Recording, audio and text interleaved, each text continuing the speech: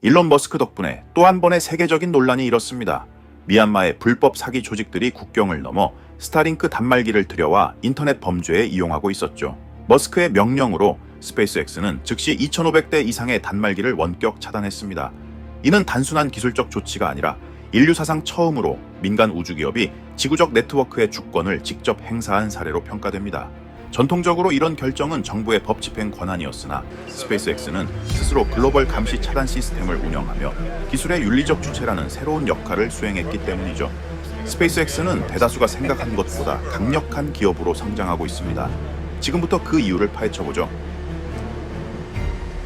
우주에서 지구로 내려오는 데이터빔 하나가 전쟁을 좌우하고 한 기업의 서버 명령 한 줄이 국가의 운명을 바꾸는 시대. 그것이 바로 일론 머스크가 창업한 스페이스X의 스타링크가 상징하는 새로운 권력의 형태입니다. 지구를 초적에도 위성 수천 킬로 덮은 이 시스템은 단순한 인터넷 서비스가 아니라 통신 항법 전력 제어가 결합한 새로운 형태의 글로벌 인프라죠. 21세기 전쟁은 더 이상 탱크나 미사일만으로 벌어지지 않습니다. 하늘 위를 뒤덮은 수만 개의 위성이 통신 정찰 명령 체계의 생명줄이 되었죠. 그리고 그 최전선에는 스페이스X의 위성 인터넷 스타링크가 있습니다. 2022년 2월 러시아의 전면 침공으로 우크라이나의 통신 인프라는 순식간에 마비되었죠. 지상 기지국과 광 케이블이 폭격으로 파괴되자 전쟁의 첫날 밤 우크라이나 정부는 일론 머스크에게 긴급 메시지를 보냈습니다. 우크라이나에 스타링크 단말기를 공급해달라. 그러자 머스크는 몇 시간 만에 응답했죠. 수천 대의 수신기가 폴란드 국경을 넘어 우크라이나로 향했고 며칠 후 전쟁으로 끊긴 도시 위로 다시 데이터 신호가 흘렀습니다. 스타링크는 곧 우크라이나군의 통신망, 병원과 학교의 생명선, 그리고 드론 정찰과 포병 사격 지휘에 쓰이는 전술 네트워크로 자리 잡았죠. 이 사건은 한 민간 우주기업의 기술이 국가 단위의 통신 체계와 전쟁 전략을 실시간으로 바꾸어버린 역사적 사례로 기록되었습니다. 스타링크의 위성 네트워크는 본래 민간용으로 설계됐지만 전시 상황에서 군사적 효용이 극대화되었습니다. 러시아는 이 시스템을 전자전으로 무력화하려 했습니다. 위성 신호를 교란하거나 단말기 소프트웨어를 해킹해 네트워크를 마비시키려는 공격이 이어졌죠. 그러나 스페이스X는 그 누구도 예상치 못한 방식으로 대응했습니다.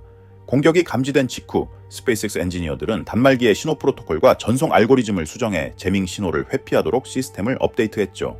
미국 국방부 산하 관계자는 이 대응 속도를 두고 민간 기업이 보여준 가장 눈이 휘둥그레질 만한 수준의 전자전 대응이라고 평가했습니다. 결과적으로 러시아는 스타링크 네트워크를 단 한 번도 완전히 무력화하지 못했죠. 이 사건은 우주 기반 인터넷이 단순한 통신 수단을 넘어 물리적, 사이버적 공격 모두에 대응할 수 있는 분산형 방어 인프라로 진화하고 있음을 보여줍니다. 이러한 현상에서 주목할 점은 첫째, 위성 인터넷망이 전자전 공격에 대해 상대적으로 내성을 가졌다는 점이죠. 예컨대 스타링크는 적외도 위성 네트워크 구조 기반입니다. 즉 좁은 빈폭과 빠른 위성 궤도 이동 덕분에 특정 위성이나 단말을 지속적으로 재밍하기 어렵다는 점에서 전통적인 위성 통신 대비 전자전 내성이 상대적으로 높죠.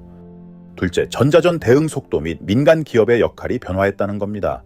군사 통신 시스템이 공격받을 때 전형적으로 대응 속도는 늦죠.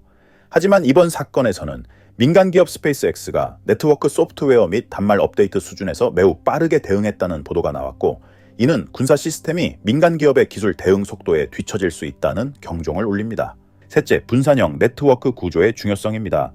중앙 집중형 통신망이 한 곳이 끊기면 전체가 마비되기 쉽습니다. 그러나 스타링크는 위성 간 레이저 링크를 통해 자가 복구가 가능한 메시형 구조로 설계되어 있어 일부 위성이나 게이트웨이가 공격받더라도 전체 네트워크는 즉시 경로를 우회시켜 통신을 유지할 수 있습니다. 이러한 구조가 실제 전장에서 효용을 입증했다는 점이 기술사적으로 의미가 큽니다. 넷째, 전략적 군사적 패러다임 변화가 일어난 겁니다. 통신이 보조 수단이 아니라 작전 자체를 가능하게 하는 핵심 요소가 된다는 점에서 위성 인터넷망이 군사작전의 필수 인프라로 자리 잡았다는 사실 자체가 큰 변화입니다. 다섯째, 정보통신 공작과 군사통신의 융합입니다. 위성 인터넷이 드론 영상 전송, 원격 사격 지휘, 병참 및 통제 체계 등과 연계됨으로써 단순 통신을 넘어 정보체계 일부가 되었습니다. 이에 따라 상대방은 사이버 및 전자전 통합 공격의 표적으로 삼게 되었고, 따라서 이를 방어하는 기술이 작전 기술의 핵심으로 떠올랐습니다. 미얀마 북부 국경지대에서 불법 사기 인신매매 조직들이 스타링크 단말기를 밀수입해 인터넷 범죄에 이용하고 있었죠. 이 단말기들은 국가 승인 없이 해외에서 반입된 불법 장비로 불법 조직들은 위성 인터넷을 통해 실시간 송금, 인신매매, 해킹 등을 일삼았습니다. 이에 대해 일론 머스크의 승인 하에 스페이스X는 2,500대 이상의 스타링크 단말기를 원격 차단했죠. 이 사건은 단순한 기술적 조치가 아닙니다. 이는 민간 우주기업이 인류 역사상 처음으로 글로벌 네트워크의 주권을 직접 행사한 사례로 볼 수 있죠. 전통적으로 이런 결정은 각국 정부의 법 집행 권한에 속했으니까요. 그러나 스페이스X는 스스로 전 지구 단말기 추적 제어 시스템을 운영하며 정부가 아닌 기업 차원에서 국제적 통신망의 윤리적 통제를 수행했죠. 스페이스X는 통신기업이 아닌 디지털 주권의 실질적 행위자로 진화한 셈입니다. 스타링크 단말기는 위성 아이디, 사용자 계정, 암호화 인증키를 결합해 작동합니다. 활성화 여부는 단말기의 GPS 위치와 접속 중인 위성 아이디 조합을 통해 결정되죠. 즉 특정 지역이나 계정이 비인가 상태로 감지되면 스페이스X 본사에서 원격 비활성화 신호를 전송해 해당 단말기의 네트워크 접속을 즉시 차단할 수 있죠. 그렇기에 이와 같은 기술이 기존 통신사의 지역 제한 시스템을 넘어선 전 지구적 네트워크 제어로 평가받는 겁니다. 하지만 모든 기술은 그 힘만큼의 논란을 낳습니다. 스타링크가 우크라이나군의 작전 통신에 직접 활용되자 민간 기업이 전쟁의 한 축이 되는 것이 정당한가? 라는 질문이 제기됐죠. 머스크는 어느 시점 이후 군사작전에 해당하는 일부 지역의 접속을 제한했고 인도주의 목적의 통신망은 유지했습니다. 그의 논리는 명확했죠. 스타링크는 방어를 돕는 기술이지 공격의 도구가 되어서는 안 된다.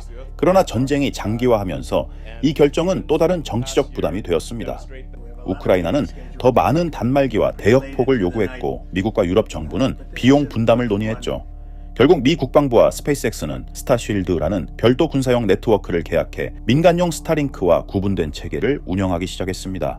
이로써 스타링크는 민간 군사 이중 용도의 위성 인프라로 자리 잡았으며 하나의 기업이 외교와 안보의 변수로 등장하는 전례 없는 상황을 만들었죠. 스타링크는 단순히 인터넷을 제공하는 서비스가 아닙니다. 지구 저궤도에 6,000기 이상의 위성을 띄운 스페이스X는 사실상 지구 전체를 커버하는 민간 통신 인프라를 독점적으로 구축한 셈이죠. 전쟁이 벌어지면 군사작전의 실시간 통신망이 되고 재난이 닥치면 지상 통신이 끊긴 지역의 긴급 구조 네트워크로 작동합니다. 또한 인터넷이 검열된 독재 정권 하에서는 정보의 자유를 복원하는 탈중앙화 도구로 기능하죠. 이 때문에 미국 국방부와 나사, 유럽 우주국, 그리고 심지어 아프리카 연합까지도 스타링크를 지구 인프라의 새로운 계층으로 분류하고 있습니다. 스타링크는 국가의 경계를 넘어서는 기술적 주권을 창조했죠. 지금까지 우주 개발이 로켓 발사 능력을 중심으로 한 물리적 경쟁이었다면 스타링크 이후의 시대는 데이터 네트워크의 주도권이 승부를 가릅니다. 이는 단순한 통신망이 아니라 지구상의 모든 장비, 차량, 로봇 드론을 우주에서 연결하는 초저지연 네트워크로 진화하고 있기 때문이죠. 즉 우주와 지상의 경계가 사라지는 데이터 인프라의 우주화가 진행 중입니다. 이러한 변화는 스페이스X가 단순한 로켓 기업이 아니라 지구적 데이터 기업으로 전환하고 있음을 의미합니다. To the whole SpaceX team, so far so good for today. That was incredible. 2025년 8월 26일 스페이스X는 텍사스 보카치카에서 진행된 스타쉽 10차 통합 비행 시험 중 스타링크 시뮬레이터, 즉 스타링크 위성 모사체를 성공적으로 궤도에 투입했습니다. 이 시험의 핵심은 단순히 위성을 실은 발사 성공이 아니라 다음 세대 대형 위성군의 실제 운용 환경을 스타쉽의 페어링 내부 적재 분리통신 시퀀스로 검증했다는 점에 있습니다. 스타쉽은 한 번의 발사로 150톤급 페이로드를 저궤도에 올릴 수 있어 한 번의 임무로 약 400기 이상의 스타링크 위성을 투입할 수 있습니다. 이는 팔컨 9 대비 약 20배 효율이죠. 또한 스타쉽의 재사용과 스타링크의 대량 생산을 결합하면 지속 가능한 궤도 공급망이 완성됩니다. 따라서 스페이스X가 발사 경쟁에서 데이터 네트워크 중심의 우주 패러다임 전환을 이끈다고 할 수 있죠. 즉 우주 인프라의 경제적 주도권이 로켓이 아니라 네트워크에 있다는 것을 실증하고 있죠. 스타링크는 더 이상 위성 인터넷 서비스가 아닙니다. 그것은 지구적 데이터 주권을 행사하는 기술 플랫폼이며 우주 산업의 중심축을 발사체 경쟁에서 데이터 네트워크 경쟁으로 이동시켰습니다.